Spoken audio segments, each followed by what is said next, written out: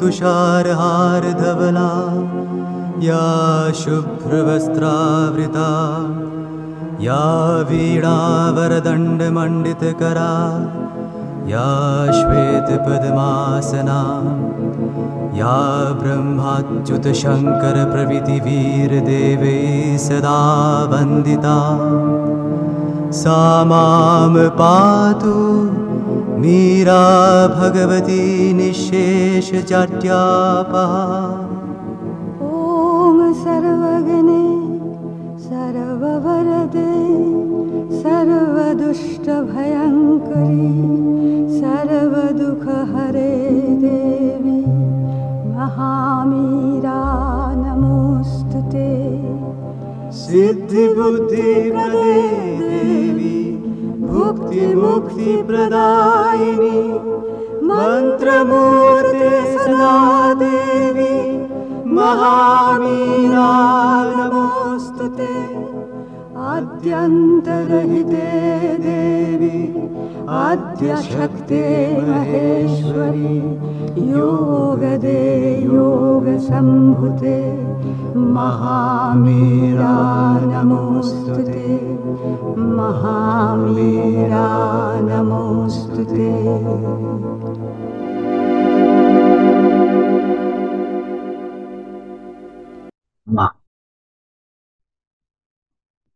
मातृरचनावली part 3 धम्मपदर टीका आज रही भिक्षु।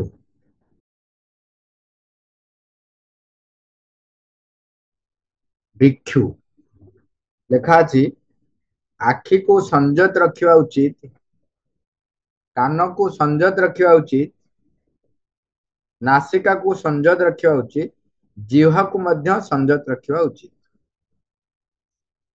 माने एठी इंद्रिय उपरे निजर नियंत्रण रखिवा उचित बोली कहा जाउछि।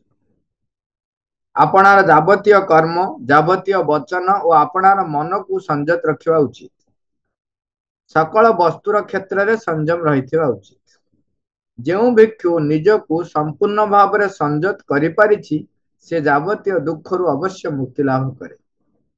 भीतर आम देखा जने भिक्षुर कौन गुण धर्म से विषय वर्णना कर।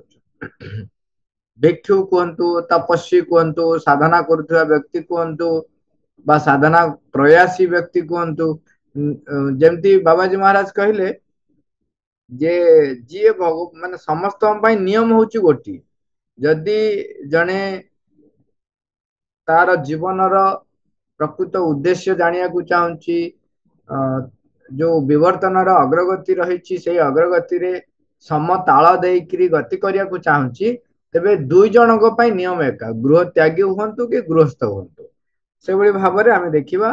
तेणु आपण सी ना देइछन्ते भिक्षु आपण ताकू दियंतु सन्यासी आपण दियंतु साधक बा जोग साधना पूर्ण जोग साधना करू किंबा जेकोन जोग साधना करू सबुर बेसिक बा मूलदुआ होची केते गुडे समान थाए।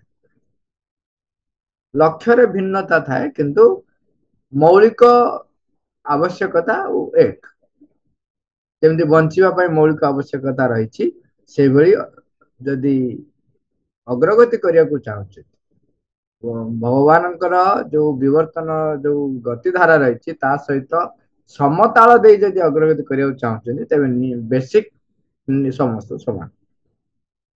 तेणु संयत रखिबा आखि कान नासिका कर्म जिह्वा वचन एवं मन एपरिक कहते सकल वस्तुर क्षेत्र में संयम रही उचित एवं जहार हस्त पद एवं जिह्वा अपना बसरे रही जी निजको संपूर्ण भाव निजर नियंत्रण को आनी पारिछि ध्यानस्थ हेबारु जी आनंद लाभ करुछि सदा स्थिर रही जी एकांत जीवन यापन करुछि ताहाकु ही आमे जने भिक्षु बोली कहिबा। हस्त पद जिह्वा समस्त निज नियंत्रण रे अछंती तेबे कहते निजको संपूर्ण भाव निजर नियंत्रण को आनी पारिछि सदा स्थिर रही माने स्थिरता जी भिक्षु निजर जिह्वा उपर नियंत्रण आनी पारिछि जहार वाक्य संयत जी विनयी जी संदीप्त भाव में सधर्मर व्याख्या करिपारे ताहार वचन यथार्थ रे मधुर।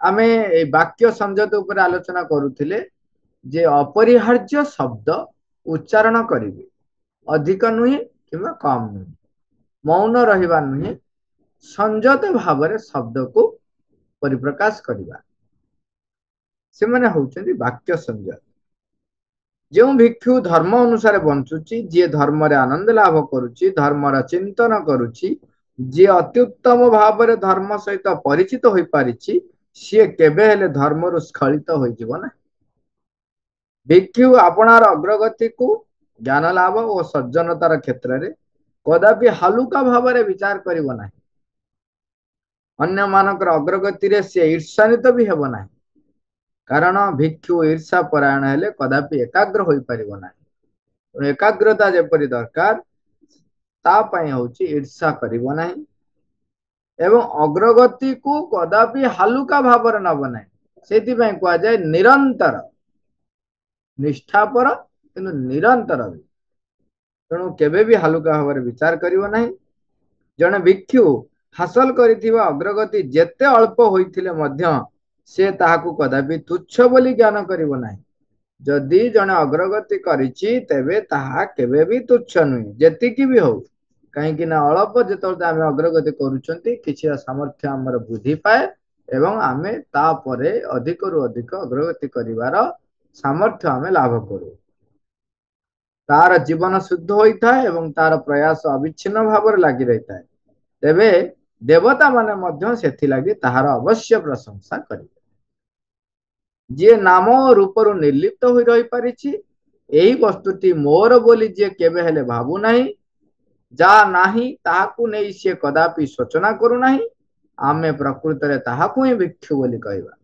गोटे गोटे गुण कहउछथि हां मोर बोली जे केबे हेले भाबु नाही जहा नाही ताकु नै कि सोचना करू नाही ताकु आमे भिक्षु बोली कहबा जो भिक्षु मैत्री रे विहार करुथाए एवं बुद्धंकर उपदेश रे श्रद्धावान होई रहिथाए सही भिक्षु अवश्य निर्वाणर शांति को उपलब्धि करि परिबो जेउठारे सकल संस्कारर प्रशमन होई जाईछि से सही सुखटी को लाभ करिवो जो भिक्षु मैत्री रे विहार करुथाए बुद्धंकर उपदेश रे श्रद्धावान होई रहिथाए काली आमे आलोचना करुथिले श्रीमंद लिखुछंती जे तुमे से पर्यंत चेष्टा रे लागि रहिबो जे पर्यंत हमर चैत्यसत्ता दायित्व न नैछि तेणु सेथिरे कहले कोन मु जहा जहा प्रभु बा परम चेतना रे रही जहा लेखा हैछि ताकू पालन करिबा पई सदा सर्वदा प्रचेष्टा जारी रखिथि जे पर्यंत स्थायी भाव में चैत्यसत्ता आमर दायित्व न नैछि हे भिक्षु तुमे एही नौकाटी को खाली करि दियो यार बोझ हालुका होई गले तुमे शरीर रूपी एही नौका अधिक हालुका होई भासी पारिबो एवं वासना तथा द्वेषर मुक्त होई तुमे निर्वाण मध्य प्रवेश करि पारिबो तुमे एही पांचटी बंधन को कौन कौन एक अहंग रे विश्वास होची जो माने अपन देखिबे अहं को ही प्रतिपादित करिया चेष्टा करंती से माने अहंग रे विश्वास रखंती एवं जानंती से भावंती जे मु जो रहिछि तेबे संसार रहिछि मु नाही तो संसार नाही अहंग रे विश्वास एक दुई रे हला संशय तीन रे हला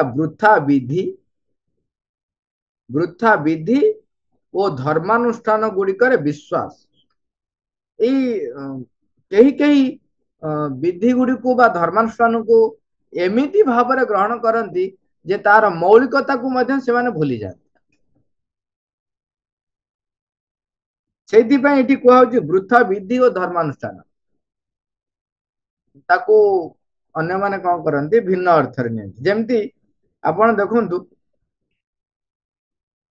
थिला कोन ना उपवास शब्द थिला उपवास कार्य थिला कोन उपवसति इति उपवास भगवानंक चिंता माने चिंता चेतना रे निजको निमज्जित करी रखिबा तांको निकटरे वास करिबा ता माने हमर दैनंदिन कार्य भितरे केवल भगवतमय चिंता रे कार्य करिबा ଯେପରି ସେ ମୋ ପାଖରେ ଉପସ୍ଥିତ ଅଛନ୍ତି, ତାଙ୍କ ନିକଟରେ ବସବାସ କରିବା। ଏଇଟା ଥିଲା ଉପବାସ, ତାକୁ ତାକୁ ଏବେ ବଦଳେଇ ଦେଲେ ଉପାସ। ଉପାସ ମାନେ ଖାଇବନି ପିଇବନି, ଉପାସ କରିବ। ତମେ ସକାଳୁ ଖାଇଦବ ବା ତା ପୂର୍ବରୁ ଯାହା ଖାଇଥିବ, ତାପରେ ବ୍ରତ ସରିଲେ ଉପବାସ ଏଣ୍ଡ ହବ, ତାପରେ ଖାଇବେ। ଖାଦ୍ୟ ପ୍ରସ୍ତୁତ କରି ରଖିଥିବେ। ସେଇଠି ଗୋଟେ ଆପଣ ପଢୁଥିବେ ଯେ ଲୋକ କଥା ନେଇକିରି ମନୋଜ ଦାସଙ୍କର ସେ କାହାଣୀଟି, ଯେ ଯେତେବେଳେ ସେମାନେ ଯାଉଛନ୍ତି ମନ୍ଦିର ପୂଜା କରିବା ପାଇଁ, ପୂଜା କରିକି ଆସିଲେ ବ୍ରତ ଉଦ୍ଯାପନ କରିବେ, ବାଟରେ କଥା ହେଇକି ଯାଉଛନ୍ତି କଣ, ଆରେ ମୁଁ କୋଉଠୁ ଖାଇଛି, ମୁଁ ତ ଉପବାସ ପୁରା ରହିଛି। ଆମ ଘରେ ଅମକ ସମକ ଏତେ ଏତେ କଥା ତିଆରି ହେଇଛି, ମୁଁ ଦେଖୁଛି ପାଟିରୁ ଲାଳ ଗଡି ଆସୁଛି, କିନ୍ତୁ ମୁଁ ଖାଇନି। ଆଉ ଇଏ କହୁଛନ୍ତି କଣ ନା ମୁଁ ଖାଇଛି। ତାମାନେ ଏଠି ଯୋଉ ଖାଦ୍ୟ ପ୍ରତି ତୁମ ଭିତରେ ଯୋଉ ଚିନ୍ତା ଚେତନା ସବୁବେଳେ ଲାଗି ରହିଲା, ଆଉ ଭଗବାନଙ୍କ ନିକଟରେ ତମେ କୋଉଠି ବସବାସ କଲ, ଭଗବାନଙ୍କ ଚିନ୍ତାରେ କୋଉଠି ମଜି ରହିଲ। ଘରେ ଦେଖିବେ ଆପଣ ଉପବାସ କରିଛନ୍ତି, କିନ୍ତୁ କଟୁ କଥା କହୁଥିବେ, ବ୍ୟବହାର ଖରାପ କରୁଥିବେ, ସେଇଠି ପିଲାମାନଙ୍କୁ ଗାଳି ଦଉଥିବେ, ରାଗୁଥିବେ, ବଡ ମାନଙ୍କୁ ସମ୍ମାନ ଦଉନଥିବେ, ବଡ ମାନଙ୍କୁ ବି ଗାଳି ଦଉଥିବେ। ମାନେ ମୁଁ ଯୋଉଟା ସାଂସାରିକ ବାହ୍ୟ ଦୃଷ୍ଟିକୋଣରୁ ବି କହୁଛି, ସେ ଦୃଷ୍ଟିକୋଣରୁ ମଧ୍ୟ ନୈତିକତାର ବି ତାଙ୍କ ପାଖରେ ସେତକ ବି ନଥାଏ।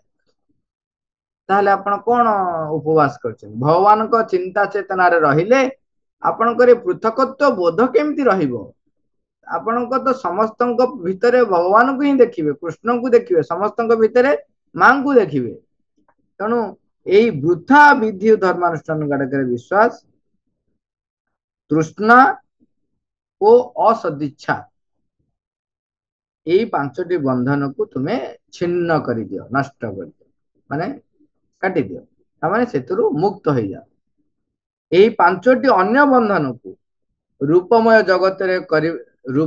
ଜଗତରେ ବାସ କରିବାର ବାସନା, ସୂକ୍ଷ୍ମ ଜଗତରେ ବାସ କରିବାର ବାସନା, ଗର୍ବ, ଅସ୍ଥିରତା ଏବଂ ଅଜ୍ଞାନ ମଧ୍ୟ ଛିନ୍ନ କରିଦିଅ।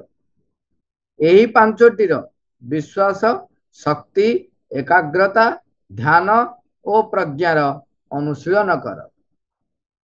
10ଟି ଜିନିଷ ସେ କହିଲେ ଛିନ୍ନ କର, 5ଟି ଜିନିଷ କହୁଛନ୍ତି ବିଶ୍ୱାସ, ଶକ୍ତି, ଏକାଗ୍ରତା, ଧ୍ୟାନ ଓ ପ୍ରଜ୍ଞା, ତାକୁ ଅନୁଶୀଳନ କର।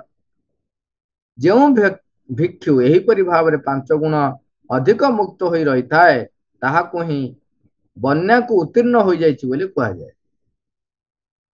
ହେ ଭିକ୍ଷୁ ମାନେ, ଧ୍ୟାନାବସ୍ଥିତ ହୋଇ ରହ, ଅବହେଳାରୁ ମୁକ୍ତ ହୋଇ ରହ। ତୁମମାନଙ୍କର ମନ ଯେପରି କଦାପି ଇନ୍ଦ୍ରିୟ ସୁଖ ଗୁଡିକର ଅଭିମୁଖୀ ନ ହୁଏ। କାରଣ ଯଦି ଅବହେଳା ବଶତଃ ତୁମେ ଏକ ତପ୍ତ ଲୌହ ପିଣ୍ଡକୁ ଗିଳି ପକାଇବ, ତେବେ ତୁମକୁ ଅନୁଶୋଚନା କରିବାକୁ ହିଁ ପଡିବ ଏବଂ ଓଃ କେଡେ ଯନ୍ତ୍ରଣା ହେଉଛି ବୋଲି ଚିତ୍କାର କରୁଥିବ। ତୁମେ ଅଜାଣତରେ ଅବହେଳାରେ ତୁମେ ଯଦି ଭଗବତ ବିରୋଧୀ କାର୍ଯ୍ୟକୁ ସ୍ୱୀକାର କର, ଅହଂକୁ ସ୍ୱୀକାର କର, ତେବେ ତାର ପରିଣାମ ତୁମକୁ ହିଁ ଭୋଗ କରିବାକୁ ପଡିବ। ଜ୍ଞାନହୀନ ବ୍ୟକ୍ତିର ଚିତ୍ତ ଏକାଗ୍ର ହୋଇପାରେ ନାହିଁ, ଏକାଗ୍ର ହୋଇ ନ ପାରିଲେ ଜ୍ଞାନ ବି ହୁଏ ନାହିଁ। ଏଇଟା ଦେଖ, ଯେଉଁ ବ୍ୟକ୍ତି ଏକାଗ୍ରତା ଓ ଜ୍ଞାନ ଉଭୟର ଅଧିକାରୀ ହୋଇପାରିଛି, କେବଳ ତାହାକୁ ହିଁ ନିର୍ବାଣର ନିକଟବର୍ତ୍ତୀ ବୋଲି କୁହାଯିବ। ଯେଉଁ ଭିକ୍ଷୁ ଏକାନ୍ତ ଗୃହରେ ବାସ କରେ, ଶାନ୍ତ ଚିତ୍ତ ହୋଇ ରହିଥାଏ ଏବଂ ସମ୍ୟକ ଧର୍ମର ପରିଚୟ ଲାଭ କରିଥାଏ, ସେ ଲୋକୋତ୍ତର ଆନନ୍ଦର ଅଧିକାରୀ ହୋଇଥାଏ। ସଂସ୍କାରାଧୀନ ସକଳ ବସ୍ତୁର ଆବିର୍ଭାବ ଓ ଅନ୍ତର୍ଧ୍ୟାନ ବିଷୟରେ ସେ ଯେତେ ଥର ନିଜକୁ ଅଭିନିବିଷ୍ଟ କରି ରଖୁଥାଏ, ସେତେ ଥର ହିଁ ସେ ଅମରତ୍ୱ ଲାଭ କରିଥିବା ବ୍ୟକ୍ତି ମାନଙ୍କର ସୁଖ ଓ ଆନନ୍ଦଟିର ଉପଲବ୍ଧି କରେ। ପ୍ରଜ୍ଞାଶୀଳ ବ୍ୟକ୍ତି ଲାଗି ଏହି ବସ୍ତୁ ଗୁଡିକ ହେଉଛି ତା ଧର୍ମ ଜୀବନର ଆଧାର ସ୍ୱରୂପ। ଇନ୍ଦ୍ରିୟ ଗୁଡିକ ଉପରେ ପ୍ରଭୁତ୍ୱ ଅର୍ଜନ, ସନ୍ତୋଷ, ଭିକ୍ଷୁ ନିୟମ ଗୁଡିକର ପାଳନ ଏବଂ ସତତ ଶୁଦ୍ଧ ଜୀବନ ଯାପନ କରୁଥିବା ସୁହୃତ ମାନଙ୍କର ସାହଚର୍ଯ୍ୟ।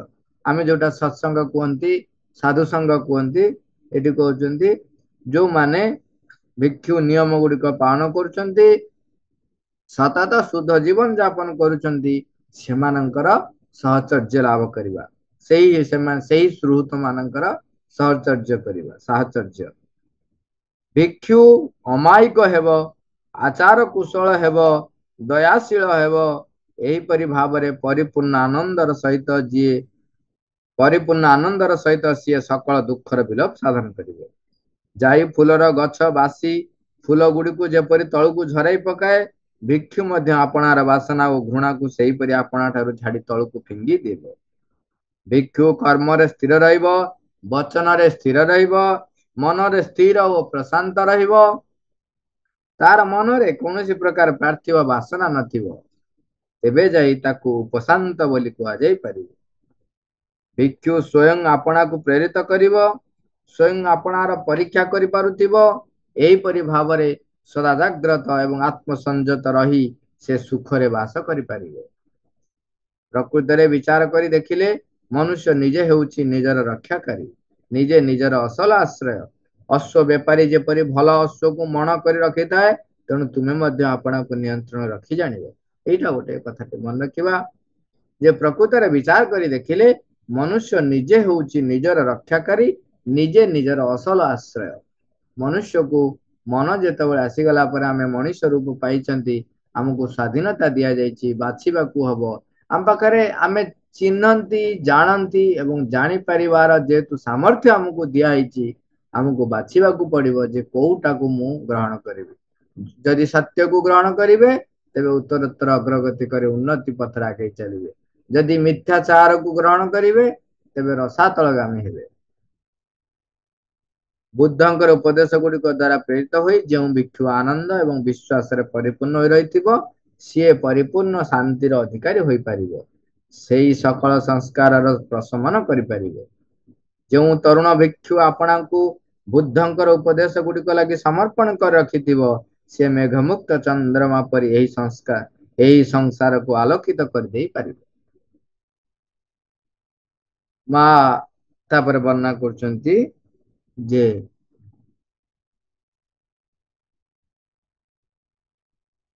ଏଠାରେ ଯୋଉ ପରାମର୍ଶ ଦିଆଯାଇଛି ସର୍ବଦା ଦୟାଶୀଳ ହେବା, ଏଇ ବିଷୟରେ ଲୋକମାନେ ସାଧାରଣତଃ ଯେଉଁ ପ୍ରକାର ଉପଦେଶ ଦେଇଥାନ୍ତି, ମା ଲେଖୁଛନ୍ତି କଣ ଯେ ଆମେ ସେଇଠି ସହିତ ଏଇଟିକୁ କଦାପି ସମତୁଲ କରିଦେବା ନାହିଁ। ମା ଲେଖୁଛନ୍ତି ଏଇ ବିଷୟରେ ମୋର ମତ ହେଉଛି ତୁମେ ସର୍ବଦା ଦୟାଶୀଳ ହୋଇ ରହିବ ଏବଂ ତୁମେ ତଦ୍ୱାରା ଦୁଃଖରୁ ମୁକ୍ତ ହୋଇପାରିବ। ତୁମେ ସର୍ବଦା ସନ୍ତୁଷ୍ଟ ଏବଂ ସୁଖୀ ହୋଇ ରହିବ ଏବଂ ତାହେଲେ ତୁମେ ଆପଣାର ସେଇ ସ୍ଥିର ସୁଖାନୁଭୂତିକୁ ଚତୁର୍ଦିଗକୁ ବିକୀର୍ଣ୍ଣ କରିଦେଇପାରିବ। এই কথাটি ବିଶେଷ ଭାବରେ ମନେ ରଖିବା ଉଚିତ ଯେ ଯାହାର ଦୃଷ୍ଟି ସର୍ବଦା ଛିଦ୍ର ଅନ୍ୱେଷୀ ହୋଇ ରହିଥାଏ, ତିକ୍ତ ଏବଂ ଅସଦିଚ୍ଛାପୂର୍ଣ୍ଣ ହୋଇ ରହିଥାଏ, ଆପଣାର ବିଚାରରେ ଯିଏ ସର୍ବଦା କଟୁତା ଯୁକ୍ତ ହୋଇ ରହିଥାଏ, ତାହାର ପାକସ୍ଥଳୀ ଓ ହଜମ ଯନ୍ତ୍ର ଗୁଡିକ ମଧ୍ୟ ତଦ୍ୱାରା ଅତ୍ୟନ୍ତ ପ୍ରବାହିତ ହୋଇଥାନ୍ତି। ଏଠି ଦେଖନ୍ତୁ ମା ସ୍ଥୂଳରେ କେମିତି ପ୍ରଭାବ ପଡେ ତାକୁ ବର୍ଣ୍ଣନା କରୁଛନ୍ତି ଏବଂ ଆପଣ ଦେଖିବେ ସେ ହିଁ ହୁଏ। ଯାହାର ଦୃଷ୍ଟି ସର୍ବଦା ଛିଦ୍ର ଅନ୍ୱେଷୀ, ମାନେ ଅନ୍ୟର ଭୁଲ ଦେଖିବା, ଦୋଷ ତ୍ରୁଟି ଦେଖିବା, ତିକ୍ତ ଅସଦିଚ୍ଛାପୂର୍ଣ୍ଣ, ସେମାନଙ୍କର ହଜମ କ୍ରିୟା ମଧ୍ୟ ପ୍ରଭାବିତ ହୁଏ ଏବଂ ତାଙ୍କର ପାକସ୍ଥଳୀ ହଜମ ଯନ୍ତ୍ର ମଧ୍ୟ ପ୍ରଭାବିତ ହୁଏ।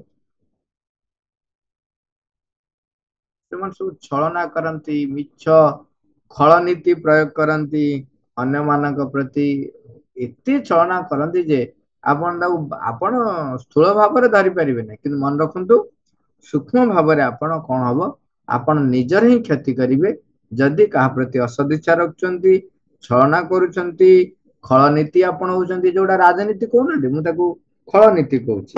କାହିଁକିନା ଯେତେ ପ୍ରକାରର କୂଟନୀତି ବୋଲି କୁହାଯାଏ, ତାକୁ କୂଟନୀତି ନ କହିକି ଖଳ ନୀତି କହିବାଟା ଭଲ। ଖଳ ନୀତି କରନ୍ତି, ସେମାନଙ୍କର ଶାରୀରିକ କ୍ରିୟା ମଧ୍ୟ ନିଜର ଆଦର ପ୍ରଭାବିତ ହୁଏ। ହଜମ ପ୍ରକ୍ରିୟାଟିର ବ୍ୟାଘାତ ଜନ୍ମାଉଥିବା ଏଡେ ବଡ କାରଣ ହୁଏତ ଆଉ କିଛି ହେଲେ ନାହିଁ ଏବଂ ଏହି କଥାଟି ପ୍ରକୃତିରେ ଏକ ଦୁଷ୍ଟ ଚକ୍ର ପରି କାର୍ଯ୍ୟ କରିଥାଏ। ତୁମର ହଜମ ପ୍ରକ୍ରିୟାଟିରେ ଯେତିକି ଗଡବଡ ହୁଏ, ତୁମେ ସେତିକି ନିର୍ଦ୍ଦୟ ହୋଇ ପଡୁଥାଅ, ତୁମେ ସେତିକି ଛିଦ୍ରାନ୍ୱେଷୀ ହୁଅ।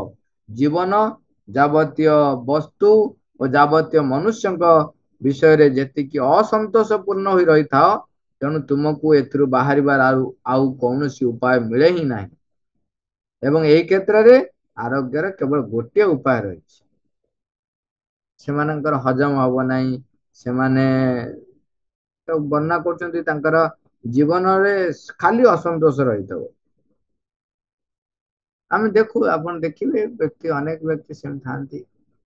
ଆରୋଗ୍ୟର ଉପାୟ ମା ଲେଖୁଛନ୍ତି, ତୁମକୁ ଇଚ୍ଛା କରି ହିଁ ଏଇ ଦୃଷ୍ଟିକୋଣଟିକୁ ପରିତ୍ୟାଗ କରିବାକୁ ପଡିବ। ତମେ ନିଜେ ଚାହିଁବାକୁ ପଡିବ, ନିଜେ ଚାହିଁକିରି ଏଇ ଯୋଉ ଦୃଷ୍ଟିକୋଣ ତମକୁ ନିଜେ ତା ଦେହରୁ ମାନେ ପରିତ୍ୟାଗ କରିବାକୁ ପଡିବ, ତାକୁ ବିଦା କରିବାକୁ ପଡିବ। ଅନ୍ୟମାନଙ୍କ ପ୍ରତି ସବୁବେଳେ ସେ ଦେଖିବେ ତାଙ୍କ ମୁଣ୍ଡ ଖାଲି ଘାରୁଥିବ।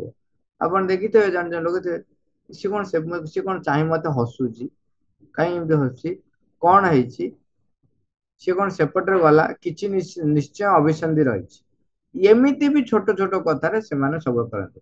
ଆଉ କଥା କହିଲା ବେଳେ ସେ ଏମିତି କହିବେ ଯେ ତାଙ୍କ କଥା ଗୁଡିକ ଦି ପ୍ରକାର। ଆପଣ ଯଦି ସେ ଯାହାକୁ ଗାଳି ଦଉଥିବେ, ଏତେ ଖରାପ କରି ଗାଳି ଦେବେ ଯେ କହିଲେ ନା ସେରେ, ଏବଂ ଯେତେବେଳେ ଯାହାକୁ ଗୋଟେ ପ୍ରଶଂସା କରିଥିବେ, ଏତେ ତେଲେଇକି ପ୍ରଶଂସା କରିଥିବେ ଯେ ସେ ଲୋକ ଧରିପାରିବନି।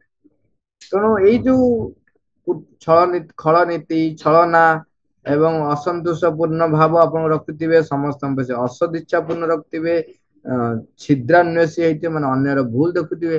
ମନେ ଅଛି, ଜଣେ ବ୍ୟକ୍ତି କହୁଥାନ୍ତି, ଥରେ ଗୋଟେ ପିଲାକୁ ଗୋଟେ ଲୋକଙ୍କୁ କାମ ଦେଇଛନ୍ତି। ସେ ପୁଣି କୋଉଠି ନା ଠାକୁର ଘର। ସେ ଆସିକି କଣ କରୁଛନ୍ତି, ଆଉ ଜଣେ ବ୍ୟକ୍ତିଙ୍କୁ ଡାକିକି କହୁଛନ୍ତି ଯେ ଦେଖିଲୁ ସେ କଣ ଠାକୁର ଘର କାମ କରିଛି, ସେ ଅମୁକ ଜାଗାରେ ହେଇ ଦେଖୁନ ସେଠି ରହିଛି, ସେଟା ସେଠି ରହିଛି, ଏଟା ଏଠି ରହିଛି। ଇଏ ହଉଛନ୍ତି ଛିଦ୍ରାନ୍ୱେଷୀ। ତୁମେ ଯଦି ଦେଖିଲ, କିଛି ନାହିଁ, ଯୋଉ ବ୍ୟକ୍ତି କାମ କରୁଥିଲା ତାକୁ ସହୃଦୟତାର ସହିତ କହିବ, ଏ ମାରେ କି ଧନରେ ଏଇଟା ଟିକେ ରହିଯାଇଛି। ଇଏ ନୁହଁ ଛିଦ୍ର ଅନ୍ୱେଷୀ ସେମାନେ। ସେ କଣ କରିବେ, ତମ ଭୁଲ ନେଇକି ଆଉ ଜଣଙ୍କୁ ଦେଖେଇବେ। ସେଥିରୁ ଯଦି ଏଇ ପ୍ରକାର ଦୃଷ୍ଟିକୋଣ ତମର ରହିଛି, ତେବେ ସେଥିରୁ ତମେ ଯଦି ଚାହୁଁଛ ଯେ ତୁମ ନିଜର ଅଗ୍ରଗତି କରିବା ପାଇଁ, ତେବେ ଆରୋଗ୍ୟ ହବା ଉଚିତ। ସେ ଆରୋଗ୍ୟ ପାଇଁ ପ୍ରଥମେ ହଉଛି ନିଜେ ଆଗ ତୁମର ସେ ଦୃଷ୍ଟିକୋଣଟିକୁ ପରିତ୍ୟାଗ କରିବାକୁ ଇଚ୍ଛା କରିବ। ତୁମକୁ ଇଚ୍ଛା କରି ହିଁ ଏଇ ଦୃଷ୍ଟିକୋଣଟିକୁ ପରିତ୍ୟାଗ କରିବାକୁ ପଡିବ। ଏଇ ଦୃଷ୍ଟିକୋଣଟିକୁ ଆପଣା ଠାରୁ ସମ୍ପୂର୍ଣ୍ଣ ଭାବେ ନିଷିଦ୍ଧ କରି ରଖିବ ଏବଂ ସତତଃ ଆତ୍ମନିୟନ୍ତ୍ରଣ ଦ୍ଵାରା ଏକ ସାର୍ବଜନୀନ ଦୟା ଭାବର ଦୃଷ୍ଟିକୋଣକୁ ଇଚ୍ଛାକୃତ ଭାବରେ ନିଜ ଉପରେ ଆଣି ଲଦି ଦେବାକୁ ଚେଷ୍ଟା କରିବ। ଯଦି ନ ହଉଛି, ତେବେ ନିଜ ଉପରେ ନିଜେ ଲଦିବାକୁ ଚେଷ୍ଟା କରିବ ସେଇ କାର୍ଯ୍ୟଟି, ସେଇ ଭାବନାଟି, ସେଇ ଦୃଷ୍ଟିକୋଣଟି। ତୁମେ ଏଇ ଚେଷ୍ଟାଟିକୁ ଆରମ୍ଭ କରିଦିଅ ଏବଂ ତୁମେ ଯେ ଆଗ ଅପେକ୍ଷା ଅନେକ ଅଧିକ ଭଲ ଅନୁଭବ କରିବାକୁ ଆରମ୍ଭ କରିବ, ସେ କଥା ତୁମେ ନିଶ୍ଚୟ ଜାଣିପାରିବ। ଆଉ କହୁଛନ୍ତି ତୁମେ ଆରମ୍ଭ କରିଦିଅ ନା, ତାକୁ ପରିତ୍ୟାଗ କରିବାକୁ, ସେ ଦୃଷ୍ଟିକୋଣକୁ ପରିତ୍ୟାଗ କରିବା ପାଇଁ, ତା ଉପରେ ନିୟନ୍ତ୍ରଣ ହାସଲ କରିବା ପାଇଁ, ତାକୁ ନିଜ ପାଖରୁ ଦୂରେଇ ରଖିବା ପାଇଁ, ସେ ପ୍ରକାରର କଥା ଯୋଉ ବ୍ୟକ୍ତି ବି ଆସି କହୁଥିବ ତା କଥା ନ ଶୁଣିବା ପାଇଁ, ଏବଂ ସାର୍ବଜନୀନ ଦୟା ଭାବର ଦୃଷ୍ଟିକୋଣଟିକୁ ନିଜ ଭିତରେ ଲଦି ଦେବାକୁ ଚେଷ୍ଟା କରିବ।